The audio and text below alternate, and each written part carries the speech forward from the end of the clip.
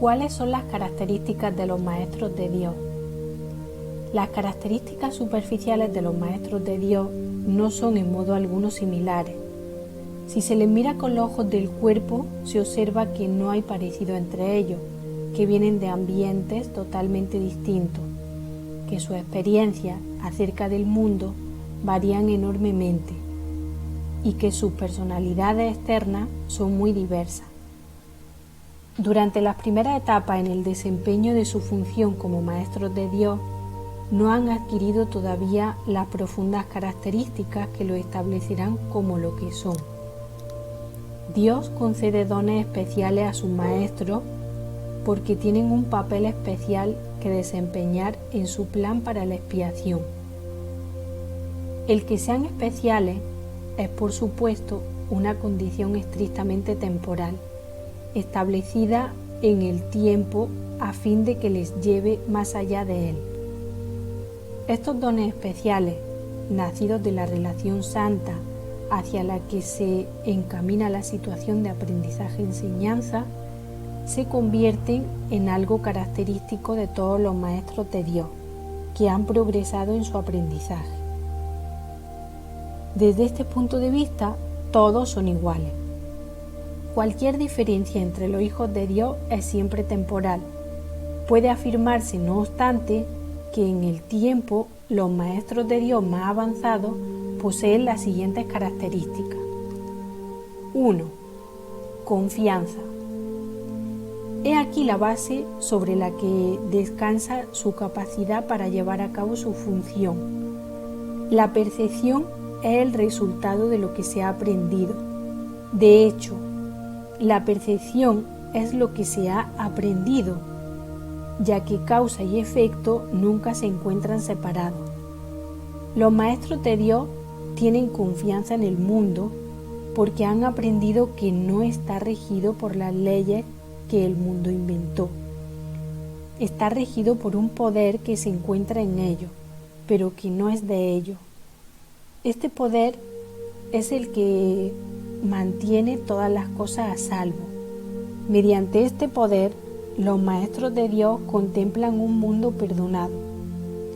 Una vez que hemos experimentado ese poder, es imposible volver a confiar en nuestra insignificante fuerza propia. ¿Quién trataría de volar con las minúsculas alas de un gorrión cuando se le ha dado el formidable poder de un águila? ¿Y quién pondría su fe en las miserables ofrendas del ego cuando los dones de Dios se encuentran desplegados ante él? ¿Qué induce a los maestros de Dios a efectuar ese cambio? A. Desarrollo de la confianza. En primer lugar, tiene que pasar por lo que podría calificarse como un periodo de deshacimiento. Ello no tiene por qué ser doloroso, aunque normalmente lo es. Durante ese periodo parece como si nos estuviesen quitando las cosas y raramente se comprende en un principio que estamos simplemente reconociendo su falta de valor. ¿De qué otro modo se iba a poder percibir lo que no tiene valor, a no ser que el perceptor estuviese en una posición desde la que no puede sino ver las cosas de otra manera? Aún no ha llegado al punto en el que puede efectuar el cambio interno totalmente. Por ello, el plan a veces requiere que se efectúen cambios en lo que parece ser las circunstancias externas. Estos cambios son siempre beneficiosos. Una vez que el maestro de Dios ha aprendido esto, pasa a la segunda fase. Ahora el maestro de Dios tiene que pasar por un periodo de selección. Este periodo es siempre bastante difícil, pues al haber aprendido que los cambios que se producen en su vida son siempre beneficiosos, tiene entonces que tomar todas sus decisiones sobre la base de si contribuyen a que el beneficio sea mayor o menor. Descubrirá que muchas cosas, si no la mayoría de las que antes valoraba, tan solo obstruyen su capacidad para transferir lo que ha aprendido a las nuevas situaciones que se le presentan, puesto que ha valorado lo que en verdad no vale nada. No generalizará la lección por temor a lo que cree pueda perder o deba sacrificar. Se necesita haber aprendido mucho para poder llegar a entender que todas las cosas, acontecimientos, encuentros y circunstancias son provechosos. Solo en la medida en que son provechosos deberá concedérsele algún grado de realidad en este mundo de ilusiones. La palabra valor no puede aplicarse a nada más. La tercera fase por la que el Maestro de Dios tiene que pasar podría llamarse un periodo de renuncia. Si se interpreta esto como una renuncia a lo que es deseable, se generará un enorme conflicto. Son pocos los maestros de Dios que se escapan completamente de esta zozobra. No tiene ningún sentido, no obstante, separar lo que tiene valor de lo que no lo tiene, a menos que se dé el paso que sigue naturalmente. Por lo tanto, el periodo de transición tiende a ser un periodo en el que el Maestro de Dios se siente obligado a sacrificar sus propios intereses en aras de la verdad. Todavía no se ha dado cuenta de cuán absolutamente imposible sería una exigencia así. Esto solo lo puede aprender a medida que renuncia realmente a lo que no tiene valor. Mediante esa renuncia aprende que donde esperaba aflicción, encuentra en su lugar una feliz despreocupación. Donde pensaba que se le pedía algo, se encuentra agraciado por un regalo. Ahora llega un periodo de asentamiento. En un periodo de reposo en el que el Maestro de Dios descansa razonablemente en paz por un tiempo. Ahora consolida su aprendizaje. Ahora comienza a ver el valor de transferir lo que ha aprendido de unas situaciones a otra. El potencial de lo que ha aprendido es literalmente asombroso, y el Maestro de Dios ha llegado a un punto en su progreso desde el que puede ver que en dicho aprendizaje radica su escape. Renuncia a lo que no quieres y quédate con lo que sí quieres. Qué simple es lo obvio y qué fácil. El Maestro de Dios necesita este periodo de respiro. Todavía no ha llegado tan lejos como cree, mas cuando esté listo para seguir adelante, marcharán a su lado compañeros poderosos. Ahora descansa por un rato y los convoca antes de proseguir. A partir de ahí ya no seguirá adelante solo. La siguiente fase es ciertamente un periodo de inestabilidad. El Maestro de Dios debe entender ahora que en realidad no sabía distinguir entre lo que tiene valor y lo que no lo tiene. Lo único que ha aprendido hasta ahora es que no desea lo que no tiene valor y que sí desea lo que lo tiene. Su propio proceso de selección, no obstante, no le sirvió para enseñarle la diferencia. La idea de sacrificio, tan fundamental en su sistema de pensamiento, imposibilitó que pudiese discernir. Pensó que había aprendido a estar dispuesto, pero ahora se da cuenta de que no sabe para qué sirve estar dispuesto. Ahora tiene que alcanzar un estado que puede permanecer fuera de su alcance por mucho tiempo. Tiene que aprender a dejar de lado todo juicio y a preguntarse en toda circunstancia qué es lo que realmente quiere. De no ser porque cada uno de los pasos en esta dirección está tan fuertemente reforzado, cuán difícil sería darlo. Finalmente, llega un periodo de logros. Ahora es cuando se consolida su aprendizaje. Lo que antes se consideraban simples sombras se ha convertido ahora en ganancias sustanciales con las que puede contar en cualquier emergencia, así como también en los periodos de calma. En efecto, el resultado de esa ganancia no es otro que la tranquilidad, el fruto de un aprendizaje honesto, de un pensamiento congruente y de una transferencia plena. Esta es la fase de la verdadera paz, pues aquí se refleja plenamente el estado celestial. A partir de ahí, el camino al cielo está libre y despejado y no presenta ninguna dificultad. En realidad ya está aquí. ¿Quién iba a querer ir a ninguna otra parte si ya goza de absoluta paz? ¿Y quién querría cambiar su tranquilidad por algo más deseable? ¿Qué podría ser más deseable? 2. Honestidad. Todas las demás características de los maestros de Dios se basan en la confianza. Una vez que ésta se ha alcanzado, las otras se suceden naturalmente. Solo los que tienen confianza pueden permitirse ser honestos, pues solo ellos pueden ver el valor de la honestidad. La honestidad no se limita únicamente a lo que dices. El verdadero significado del término es congruencia.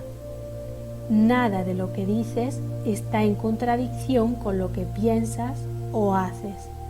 Ningún pensamiento se opone a otro. Ningún acto contradice tu palabra, ni ninguna palabra está en desacuerdo con otra.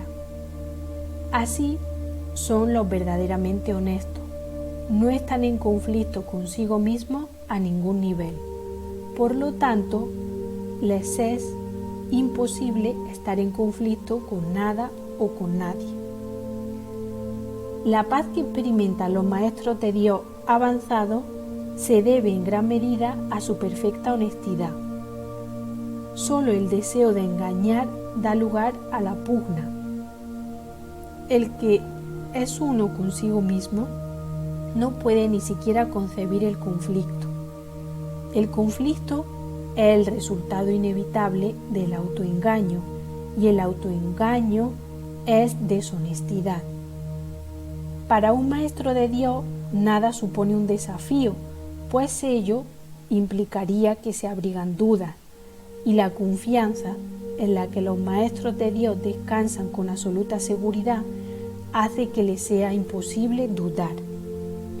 Por lo tanto, solo pueden triunfar. En esto, como en todo, son honestos. Solo pueden triunfar porque nunca hacen su propia voluntad. Eligen por toda la humanidad, por todo el mundo y por todas las cosas que en él habitan, por lo que es inalterable e inmutable más allá de la apariencia, y por el Hijo de Dios y su Creador. ¿Cómo no iban a triunfar? Eligen con perfecta honestidad, tan seguros de sí mismos como de su elección. 3. Tolerancia. Los maestros de Dios no juzgan. Juzgar es ser deshonesto, pues es asumir un papel que no te corresponde. Es imposible juzgar sin engañarse a uno mismo. Juzgar implica que te has engañado con respecto a tu hermano. ¿Cómo entonces no te iba a haber engañado con respecto a ti mismo? Juzgar implica falta de confianza, y la confianza sigue siendo la piedra angular de todo el sistema de pensamiento del Maestro de Dios. Si la pierde, todo su aprendizaje se malogra. Sin juicio, todas las cosas son igualmente aceptables, pues en tal caso, ¿quién podría juzgarla? Sin juicio, todos los hombres son hermanos, pues en ese caso, ¿quién se encontraría aparte? Juzgar destruye la honestidad y quebranta la confianza. El Maestro de Dios no puede juzgar y al mismo tiempo esperar aprender. 4. Mansedumbre. Para los maestros de Dios, El daño es algo imposible. No pueden infligirlo ni sufrirlo. El daño es el resultado de juzgar. Es el acto deshonesto que sigue a un pensamiento deshonesto. Es un veredicto de culpabilidad contra un hermano y por ende contra uno mismo. Representa el fin de la paz y la negación del aprendizaje. Demuestra la ausencia del plan de aprendizaje de Dios y el hecho de haber sido sustituido por la demencia. Todo maestro de Dios tiene que aprender, y bastante pronto en su proceso de formación, que hacer daño borra completamente su función de su conciencia. Hacer daño le confundirá, le hará abrigar sospecha y sentir ira y temor. Hará que le resulte imposible aprender las lecciones del Espíritu Santo. Tampoco podrá oír al Maestro de Dios, quien solo puede ser oído por aquellos que se dan cuenta de que hacer daño, de hecho, no lleva a ninguna parte y de que nada provechoso puede proceder de ello. Los maestros de Dios, por lo tanto, son completamente mansos. Necesitan la fuerza de la mansedumbre, pues gracias a ella la función de la salvación se vuelve fácil. Para los que hacen daño, llevar a cabo dicha función es imposible. Pero para quienes el daño no tiene significado, la función de la salvación es sencillamente algo natural. ¿Qué otra elección sino esta tiene sentido para el que está en su sano juicio? ¿Quién, de percibir un camino que conduce al cielo, elegiría el infierno? ¿Y quién elegiría la debilidad que irremediablemente resulta de hacer daño cuando puede elegir la fuerza infalible, todo abarcante e ilimitada de la mansedumbre? El poder de los maestros de Dios radica en su mansedumbre, pues han entendido que los pensamientos de maldad no emanan del Hijo de Dios ni de su Creador. Por lo tanto, unen sus pensamientos a aquel que es su fuente, y así su voluntad, que siempre fue la de Dios, queda libre para ser como es. 5. Júbilo. El júbilo es el resultado inevitable de la mansedumbre. La mansedumbre significa que el miedo es ahora imposible, que podría entonces obstaculizar el júbilo. Las manos abiertas de la mansedumbre están siempre colmadas. Los mansos no experimentan dolor, no pueden sufrir. ¿Cómo no habrían de ser felices? Están seguros de que son amados y de que por lo tanto están a salvo. El júbilo va unido de la mansedumbre, tan inevitablemente como el pesar acompaña al ataque. Los maestros de Dios confían en Él y están seguros de que su Maestro va delante de ellos, asegurándose de que no les acontezca ningún daño.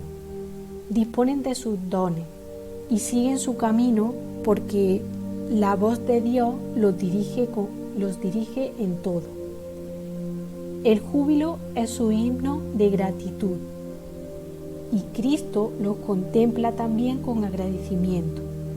La necesidad que Él tiene de ellos es tan grande como la que ellos tienen de Él. Qué gozo tan inmenso compartir el propósito de la salvación. 6. Indefensión. Los maestros de Dios han aprendido a ser sencillos. No tienen sueños que tengan que defender contra la verdad. No tratan de forjarse a sí mismos. Su júbilo procede de saber quién los creó. ¿Y es acaso necesario defender lo que Dios creó? Nadie puede convertirse en un maestro de Dios avanzado hasta que no comprenda plenamente que las defensas no son más que absurdos guardianes de las ilusiones descabelladas. Cuanto más grotesco es el sueño, más formidable y poderosa parecen ser sus defensas. Sin embargo, cuando el Maestro de Dios acepta finalmente mirar más allá de ella, se da cuenta de que allí no había nada. Lentamente al principio permite que se le desengañe, pero a medida que su confianza aumenta, aprende más rápido. Cuando se abandonan las defensas, no se experimenta peligro. Lo que se experimenta es seguridad. Lo que se experimenta es paz. Lo que se experimenta es dicha. Y lo que se experimenta es Dios. 7. Generosidad. La palabra generosidad tiene un significado especial para el Maestro de Dios. No es el significado usual de la palabra, de hecho, es un significado que tiene que aprenderse, y aprenderse muy bien. Al igual que todos los demás atributos de los Maestros de Dios, este se basa, a fin de cuentas, en la confianza, puesto que sin confianza nadie puede ser generoso en el verdadero sentido de la palabra. Para el mundo, generosidad significa dar, en el sentido de perder. Para los Maestros de Dios, generosidad significa dar en el sentido de conservar. Se ha hecho hincapié en esta idea a lo largo del texto, así como en el libro de ejercicio, pero tal vez sea más extraña para el pensamiento del mundo que muchas de las otras ideas de nuestro programa de estudio. Lo que la hace más extraña es el hecho de que es, obviamente, lo opuesto a la manera de pensar del mundo. De la manera más clara posible y en el más simple de los niveles, la palabra significa exactamente lo opuesto para los Maestros de Dios que para el mundo. El Maestro de Dios es generoso en interés propio, pero no nos referimos aquí al interés propio del ser del que el mundo habla. El Maestro de Dios no quiere nada que él no pueda dar, pues se da cuenta de que, por definición, ello no tendría ningún valor para él. ¿Para qué lo iba a querer? Solo podría perder por su causa. No podría ganar nada. Por lo tanto, no busca nada que sea solo para él, ya que eso sería la garantía de que lo perdería. No quiere sufrir. ¿Por qué entonces iba a querer buscarse dolor? Pero si quiere conservar todas las cosas que son de Dios y que por ende son para su Hijo, esas son las cosas que le pertenecen. Esas sí que las puede dar con verdadera generosidad, conservándolas de este modo para sí mismo eternamente. 8. Paciencia. Los que están seguros del resultado final pueden permitirse el lujo de esperar, y esperar sin ansiedad. Para el Maestro de Dios, tener paciencia es algo natural. Todo lo que ve son resultados seguros que ocurrirán en un momento que tal vez aún no le sea desconocido, pero que no pone en duda.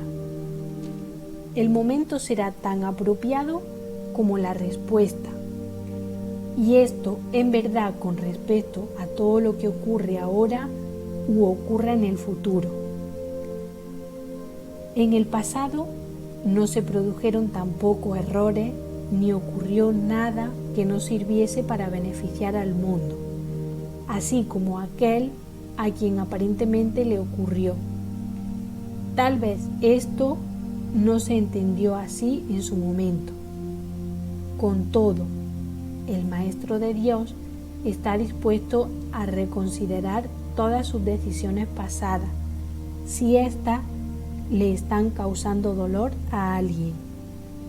Tener paciencia es algo natural para aquellos que tienen confianza. Seguros de la interpretación final de todas las cosas en el tiempo, ningún resultado ya visto o por venir puede causarles temor alguno. 9. Fe. El grado de fe de un maestro de Dios indica cuán avanzado se encuentra en su programa de estudio. ¿Pone en práctica este aprendizaje solo en algunos aspectos de su vida, mientras mantiene otros aparte? De ser así, su progreso es lento y su confianza aún no se ha arraigado firmemente. La fe es la confianza que el Maestro de Dios tiene de que la palabra de Dios ha de resolver todas las cosas perfectamente, no solo algunas, sino todas. Comienza generalmente poniendo su fe en la resolución de solo algunos problemas, manteniéndola así cuidadosamente restringida por un tiempo. Someter todos los problemas a una sola respuesta es invertir completamente la manera de pensar del mundo, y solo eso es fe. Ninguna otra cosa merece que se le llame por ese nombre. Con todo, vale la pena lograr cada avance por pequeño que sea. Estar dispuesto, como indica el texto, no quiere decir que se haya alcanzado la maestría. La verdadera fe, sin embargo, no se desvía. Al ser consistente, es completamente honesta. Al ser firme, goza de absoluta confianza. Al estar basada en la ausencia de temor, es mansa. Al gozar de certeza, rebosa júbilo, y al tener confianza, es tolerante.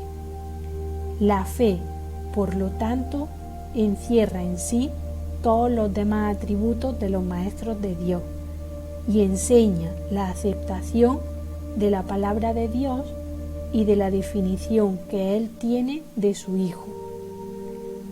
Hacia ellas es a donde la fe, en el verdadero sentido de la palabra, siempre se dirige.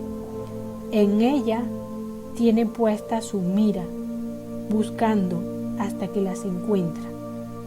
La indefensión naturalmente la acompaña y su condición es el júbilo. Y una vez que las encuentra, descansa con sosegada certeza solo en aquello que es digno de toda fe. 10. Mentalidad abierta. El papel central que ocupa la mentalidad abierta, quizá el último de los atributos que el Maestro de Dios adquiere, puede entenderse fácilmente cuando se reconoce la relación que guarda con el perdón. La mentalidad abierta procede de una ausencia de juicios.